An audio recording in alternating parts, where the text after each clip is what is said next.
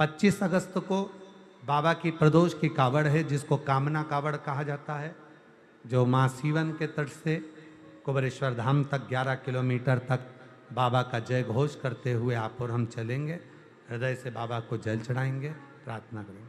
सभी लोग 25 अगस्त को प्रदोष, होम प्रदोष की सारे प्रदोषों में कामना सिद्धि की प्रदोष अगर मानी गई है तो भौम प्रदोष को माना जाता है, मंगलवार को माना जाता है। मंगलवार के दिन, मंगल के दिन जब प्रदोष पड़ती है तो भौम प्रदोष कहलाती है। और उस दिन मंगलवार का दिन हो, डॉक्टर ने भी कह दिया हो कि इसको 20 साल तक औलाद नहीं हुई, 25 साल तक नहीं हुई, 30 साल तक नहीं हुई, 30 साल हो गए औलाद नहीं हुई, और सब तरह से जब हार जाओ, भौम प्रदोष के दिन, प्रदोष काल में शिव जी के मंदिर में शंकर के शिवलिंग पर 3 जगह पर कनेर का पुष्प समर्पित करना प्रारंभ। पहला अशोक सुंदरी की जगह पर, दूसरा जहां शिवलिंग रखा हुआ है उस जलाधारी पर, कटी पर, और तीसरा शंकर भगवान के शिवलिंग पर पुष्प कनेर का रखना प्रारंभ कर दो। उसमें से अशोक सुंदरी वाले पुष्प को घर लेकर आना प्रारंभ कर दो। होम प्रदोष के दिन 4 से 5 होम प्रदोष करोगे और एक दिन मेरा बाबा तुम्हारा गर्भ ठहरा देगा और बाबा की कृपा से तुम्हारे घर में से। सावन के महीने में प्रदोष का जो दिन आए, 2 प्रदोष श्रावण के महीने के 2 प्रदोष पड़ेंगे। किसी भी प्रदोष पर एक पीपल के पत्ते पर कनेर का पुष्प अपने घर के अंदर रख लीजिए प्रदोष के एक दिन पहले, और प्रदोष वाले दिन उसको बहते हुए पानी में डाल दीजिए। जिंदगी में जो तुम्हारे यहाँ तकलीफ चल रही है, एक उठ रहा है, एक बैठ रहा है, एक बीमार पड़ रहा है, एक ठीक हो रहा है, फिर बीमार पड़ रहा है, फिर ठीक हो रहा है, ये ठीक हुआ, फिर इसको हो गया, फिर इसको कुछ हो गया, फिर किसी को कुछ हो गया, अर्थात शिव का नाम लेना। और फिर ही ध्यान देना, इस क्रम को करने के लिए आपको तुम रुकेश्वर महादेव का नाम लेना पड़ेगा। कौन से महादेव का नाम बोलना है? तुम रुकेश्वर महादेव, जिन्होंने भगवान शंकर की विरल भक्ति को धारण करा। कथा कहती है प्रदोष के दिन, प्रदोष काल में शिव जी के नाम का स्मरण प्रत्येक को कर लेना चाहिए। और एक नंदीश्वर शिव महापुराण से एक बात सीख कर जाइए। अगर आपको लग रहा है कि दुख समाप्ति नहीं हो रहा है, एक बीमारी से उठे दूसरी बीमारी में लग गए, फिर कोई दुख आ गया, फिर कोई दुख आ गया, फिर कोई तकलीफ आ गई, फिर कोई तकलीफ आ गई, बार बार आपको लग रहा है कि दुख पीछा ही नहीं छोड़ रहा, तो नंदीश्वर शिव महापुराण की कथा आपको कह रही है प्रदोष के दिन, प्रदोष काल में 2 जगह दिए लगाना प्रारंभ कर दो। पहला बेलपत्री के वृक्ष के नीचे, पहला दिया प्रदोष काल में, प्रदोष के दिन बेलपत्री के वृक्ष के नीचे, और दूसरा दिया अपने दरवाजे की चौखट के पर, मतलब अपन बाहर खड़े होंगे, अंदर की ओर दिया, बाहर एक दिया बेलपत्र के नीचे, देवाधिदेव महादेव से प्रार्थना कर कर, हे शिव शंकर, हे गौरी शंकर, हे शिव, आज प्रदोष का दिन, प्रदोष काल में आप भ्रमण के लिए निकलोगे नंदीश्वर के साथ में, ऐसी कृपा करना, आपके लिए मैंने द्वार सजाया है भोलेनाथ, आपकी दृष्टि मेरी चौखट पर भी कर देना, मेरी जिंदगी सवर जाए। इसलिए 2 दिए, हाँ अच्छा इशारा दिया है।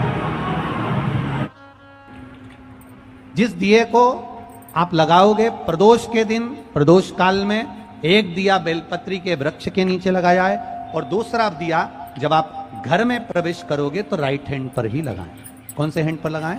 राइट हैंड पर। बहुत बहुत साधुवाद आपको दीदी, धन्यवाद, धन्यवाद दो। उन्होंने इशारा करके बताया कि दिया किस ओर लगाएं, कम से कम अपने को अंदाजा तो लग जावे ना दिया किस ओर लगना चाहिए।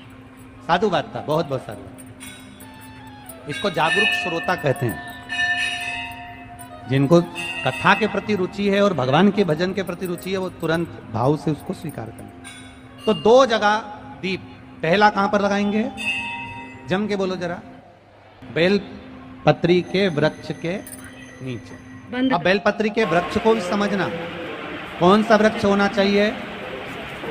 जो आप खड़े हो, दोनों हाथ ऊपर हो, उस हाथ तक भी उसकी पत्ती को स्पर्श ना हो पाए, मतलब उसकी छाया हमारे पूरे शरीर पर पड़े, तो बेलपत्री के वृक्ष की मूलता का आनंद है।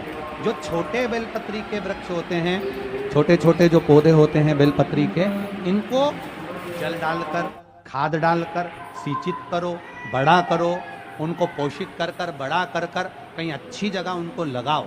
ये नहीं कि छोटी बेलपत्री के पत्ते तोड़ लो या छोटे से पौधे के पत्ते तोड़ लो, वो श्रेष्ठता नहीं है। शिव पुराण कहती है वृक्ष वो होना चाहिए जिसकी छाया हमारे ऊपर है। बाकी के आपके घर में आप बेलपत्री का पौधा लगाते हो, उसको बड़ा करो, बड़ा करने के बाद उसको कहीं अच्छी जगह पर लगाओ जिससे वो बेलपत्री का पौधा बड़ा हो जाए।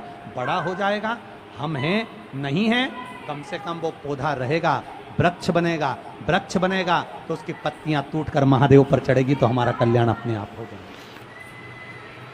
उसमें लगाइए, आप वो बेलपत्री के पौधे को बड़ा करो, तो लगाओ, वृक्ष होगा। तो पहला दिया कहां लगाएंगे? बेलपत्री के वृक्ष के। और दूसरा, अपने घर में प्रवेश करते समय राइट हैंड में बाहर। शिव तत्व को जाने। कौन से दिन?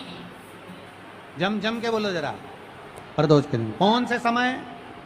प्रदोष काल, शाम का जो समय हो, शाम का समय, प्रदोष काल का समय भगवान को दीप। शिव तत्व कह रहा है। नंदी ने शंकर भगवान से कहा, आपने वचन दिया था मेरे को, आपने मुझे वचन दिया था, आपने मुझे वचन दिया था भोलेनाथ कि प्रदोष के दिन, प्रदोष काल में नंदी तू मुझे जहां ले जाकर खड़ा कर देगा, उसके आसपास में जहां मेरी दृष्टि पड़ेगी, वो जो मांगेगा महादेव उसकी झोली खुशियों से भर देगा। जिस लड़का लड़की का विवाह 30 साल का हो गया, 35 साल की हो गए, लड़का लड़की 40 साल के हो गए, 35 साल के हो गए, उनका अगर विवाह नहीं हुआ है, बहुत रिश्ते आए चले गए, संबंध आए चले गए, या जो बेटा बेटी चाहते हैं कि हम अच्छा पढ़कर एक नौकरी सरकारी प्राप्त कर लें, कोई ऐसा अच्छा जॉब हमारी किस्मत में जान बेटा बेटी निवेदन करूँगा। यदि आप चाहते हो तो एक प्रयास जरूर करें, एक प्रयास अपनी जिंदगी में करें।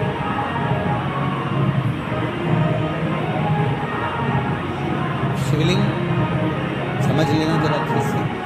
शिवलिंग, जलाधारी,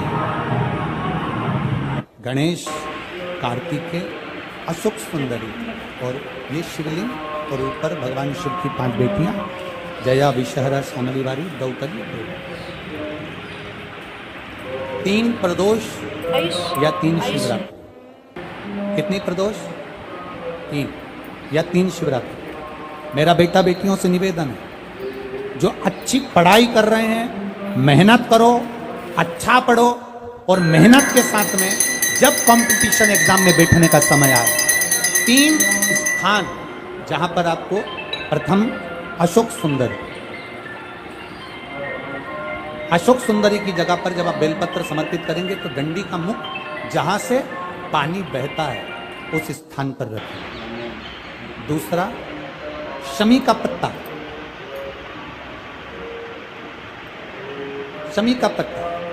दूसरा, शमी के पत्र को देवादिदेव महादेव पर जब आप समर्पित करेंगे तो उसका डंडी का मुख भी जहां से जल बहता है उस ओर रखेंगे। और तीसरे नंबर पर है आंख का पुष्प।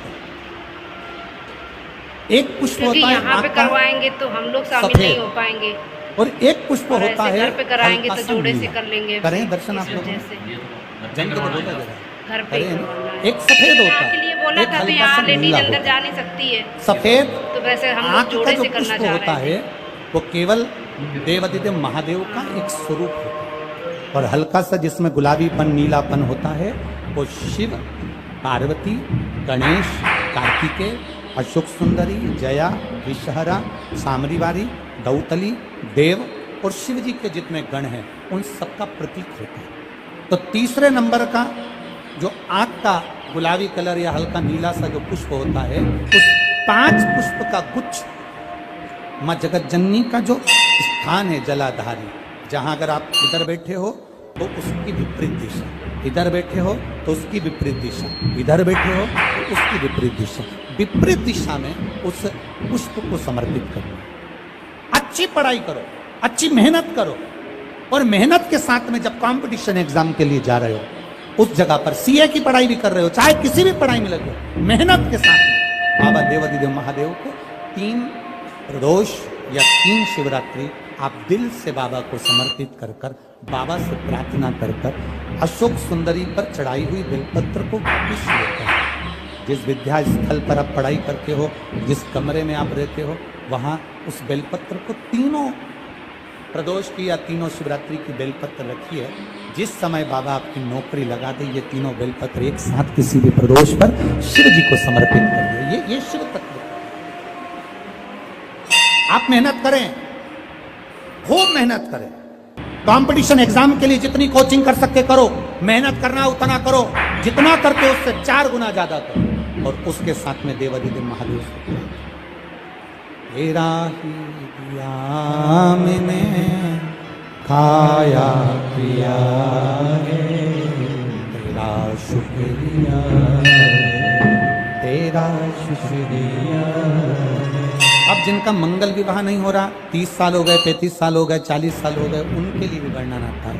एक बेलपत्र, एक शमी पत्र, और महाराज वही आंकड़े का पुष्प 5 अपने हाथ में लेकर, बेलपत्री का वृक्ष जो होता है, उस वृक्ष के नीचे उसको रखकर शंकर भगवान के मूल मंत्र का स्मरण करते हुए, चाहे तो आप पंचाक्षर करें, चाहे आप षडाक्षर करें, चाहे आप श्री शिवाय नमस्तुभ्यम करें, केवल जो जल का पात्र है, वो जल के पात्र से 5 बार जल समर्पित कर कर, बेलपत्री के वृक्ष की 7 परिक्रमा कर कर, बाबा से प्रार्थना कर कर, उस पत्ती पुष्प को लेकर वापिस सजाएं, पूजन वाली जगह पर उसको रख दीजिए, और बाबा कृपा करेगा, जितना जल्दी होगा उतना मंगल विवाह आपका पक्का कराएगा, ये निश्चित।